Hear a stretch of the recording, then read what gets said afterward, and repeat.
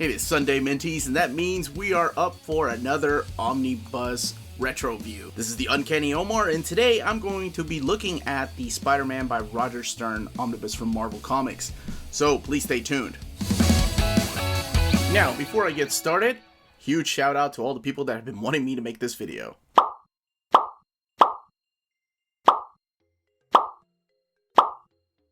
So thank you, Mentees, and I will be giving proper shout-outs from now on. So if you want to see something, please let me know in the comments down below.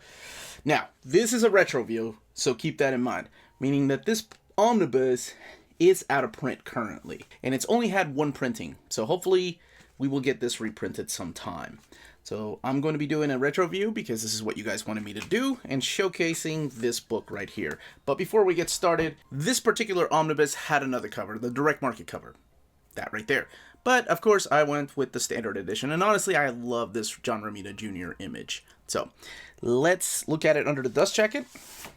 So, here's what it looks like. This came out in 2014. So, by now, Marvel had set a new standard on the way that these books would look. No longer do we get the fake leather look from the early years of the Omnis, but now we get this standard look. Now they put images on there, but we still have that image right there. So, let's take a look inside. Alright, so let's get this opened and talk about the content. As always, when I do these overviews, I don't like to go over spoilers, but I do want to talk about some things in this book that make this book one of the most essential books to own from the Spider-Man library. There is an amazing foreword here, by the way. It's an introduction from Roger Stern himself, Uncle Raj, how it all began, and it's a great introduction to the book.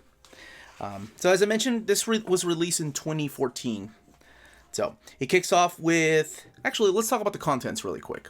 So this book is literally kind of split in half, and I'll talk about why that's important here in a little bit. But it kicks off with Spectacular Spider-Man, number 43. It's his very first issue writing Spidey. And this was around 1980 is when this issue came out. So it collects Spectacular Spider-Man 43 to 61 and issue 85, and then Amazing Spider-Man 206, 224 to 252 when he became the regular writer, and Amazing Spider-Man annuals 16 and 17, and then we also have a little bit of material from Amazing Spider-Man number 15, Spectacular Spider-Man annual number 3, and Web of Spider-Man annual number 3. There's also a What If number 34 in here. So Roger Stern, I'll talk a little bit about him and then what's included in here that makes this phenomenal. First and foremost, he was a fan, and then a writer. And that's pretty unique because this is probably the first wave of fans that grew up reading Spider-Man that eventually got jobs writing these characters. So if you think about it, like beforehand, and I don't mean to demean anybody's run before this because, you know, Spider-Man has had some stellar writers writing him. But this is the first time that you had somebody that was reading him during his youth. As a matter of fact, he uses the Vulture here because the Vulture was the very first villain from the very first comic book that he picked up. And before then, it was just pretty much the editorial pool pulling from the same kind of writers that have been writing other comic books. So Roger Stern is kind of the first of his kind of being a fan and eventually getting a job at Marvel to become a writer. And he got to write his favorite book, Spider-Man. So the first half of the book is Spectacular Spider-Man. And I consider that kind of him getting used to writing the character. And it doesn't take him long because by the time he gets to about 6 issues into his Spectacular run, you see that he has that voice for Peter Parker and the thing that we call the Parker look. You see that he has the voice for all these other supporting characters in Spider-Man's life, and he's got them down.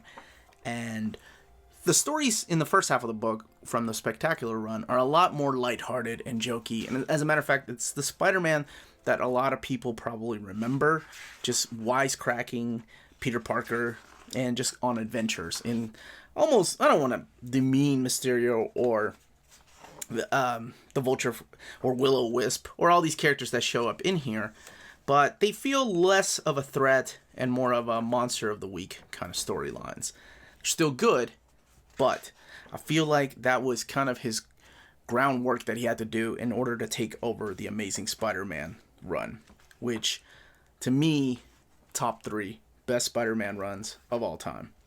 Roger Stern. And let's talk about why without giving any spoilers, which is kind of be a little bit difficult. Oh, and he also brought back J. Jonah Jameson from the brink of insanity that had happened before then. You see characters like Jack-O-Lantern. Of course, he's probably more famous during his Spider-Man run for creating one of the most important villains, besides Venom, in the last 30 years that has ever appeared in the pages of Spider-Man. That is the Hobgoblin. He also, actually, within the pages here in that annual, number 16, I think, it's the first appearance of Monica Rambeau, which is the new Captain Marvel. Or she was the new Captain Marvel at the time during his run on Avengers. Now, during this run right here of Spectacular Spider-Man, you have artists like Jim Mooney, you have artists like Mary Severin, you have artists like Bob Hall. There's no consistency in the art, really. It's not until you get to the pages of Amazing that right from the very beginning, he is teamed up with this artist right here, John Romita Jr. And of course, his dad, John Romita Sr., is one of the main creators on Spider-Man and had a long run with Stan Lee during the Goblin saga. So it's almost like a lineage taking over the Spider-Man book. He also uses, again, the Vulture, but by the time we get to Amazing Spider-Man, the tone of the book shifts into almost more serious, and the villains are more threatening than they've ever been. And he uses villains that normally would not fight Spider-Man. He introduces us, or he ups the notch, really, with the relationship he has with Black Cat. It's interesting because Black Cat has no interest in Peter Parker. She's only interested in Spider-Man. He reintroduces Mary Jane into his supporting cast again. Oh, yes. To talk about this run without spoilers is difficult. Without a few exceptions where some fill-in artists come in, such as the extraordinary Rick Leonardi. And as a matter of fact, John Romita Jr. sometimes is inked by his own dad, John Romita Sr. Let's look at this classic here first. By the time you start reading this story right here, The Amazing Spider-Man 229, Nothing Can Stop the Juggernaut, it is non-stop epic story after epic story. To take an already existing character that has been a threat to the X-Men for many years and make him into a character that's a huge threat to Spider-Man was just... this is before Acts of Vengeance, right? Where the villains switched heroes that they fought. So it's ahead of its time. And it is so good. Then after this, it's so good that it's been collected as a Marvel Select or a Marvel Premiere hardcover. It's been collected in trade paperback format. And some of the stories in here have been collected in trade paperback format. And when I'm done with this, I'll talk about what else you need or where you can go from here to read the rest of the couple of issues that we're missing from here. And where else you can read the ongoing adventures of Spider-Man. And I use the Juggernaut story as an example of where everything kind of starts. And it goes literally epic story after epic story, whether he's using the Will-O-Wisp, whether it's the return of the Vulture, whether it's him fighting the Hobgoblin. It is literally epic story after epic story. And by the time you get to the kid that collected Spider-Man, one of my favorite comics of all time, I did the top 10 video of the comics that define me. That was one of them, and that's issue 248. By the time you get there, you see that each of these stories, there's Monica right there, each of these stories that lead to that are all what we call in the comic book world these character-defining moments. And that kind of builds who Peter Parker is. And from this moment on, kind of what other writers took on to portray Peter Parker like. And when I say other writers that use that same kind of Peter Parker, like the Parker look and all that, hey, there's Uncle Rog himself. It was people like Tom DeFalco who took over Amazing Spider-Man that used that Peter Parker during his run. And eventually even David Michelini and all that. Before that, it was Actually, I think it was Dennis O'Neil that was writing Spider-Man before Uncle Rog took over the book. So as you can tell, now we have the Hobgoblin, right? And I meant it. Epic after epic moment. And this whole mystery that is kind of like the overall arc as to who the Hobgoblin is. And I'm not going to reveal anything, but I will tell you there's another miniseries that you need to read in order to get the whole effect, the whole Roger Stern effect. But this right here, this is one of the best Spider-Man stories ever. Now, I will warn you that towards the end of his run, Roger Stern was only plotting the story, and then Tom DeFalco, who eventually took over the book, was scripting it, and that was because there were some inner drama going on with editorial. So let's look at the extras here in the back, and then I'll tell you where to go from here. Oh, so yes, by the time the book finishes, he is in his black outfit from Secret Wars with this classic cover right there, 252. The what if stories here in the back, and then of course the extras here. The original design for the black costume, and the Marvel Tales covers, which reprint the original Amazing Spider-Man run.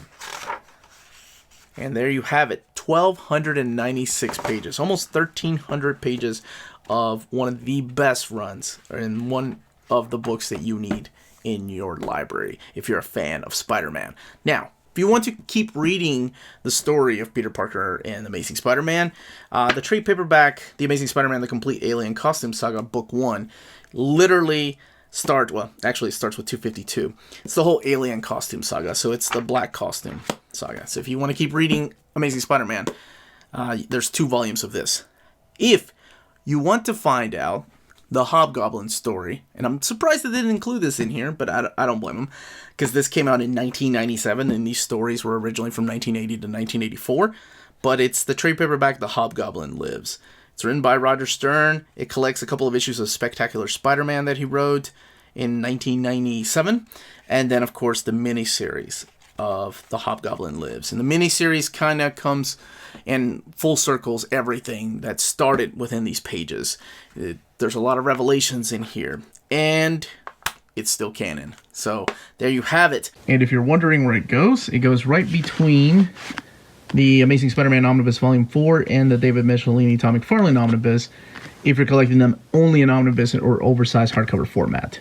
Now, before I wrap this up, here's a quick word from our sponsor, CheapGraphicNovels.com, your online home for brand new graphic novels and collected editions up to 50% off the cover price. Cheap Graphic Novels prides itself on packaging your books so they arrive safely and in excellent condition, as well as prompt and helpful service. And check out their bargain bin for even greater deals up to 90% off cover price. And for you Minties, Cheap Graphic Novels is running a special promotion. If you're a first-time customer, let them know you were referred by Near Mint Condition at the checkout, and you'll receive a credit for free shipping on your next order. Now, this is only for U.S. customers. Cheap Graphic Novels, your source for the hottest books with the kind of deep discounts, quality shipping, and customer service that will keep you coming back for more. And that was the page count of the book and the contents.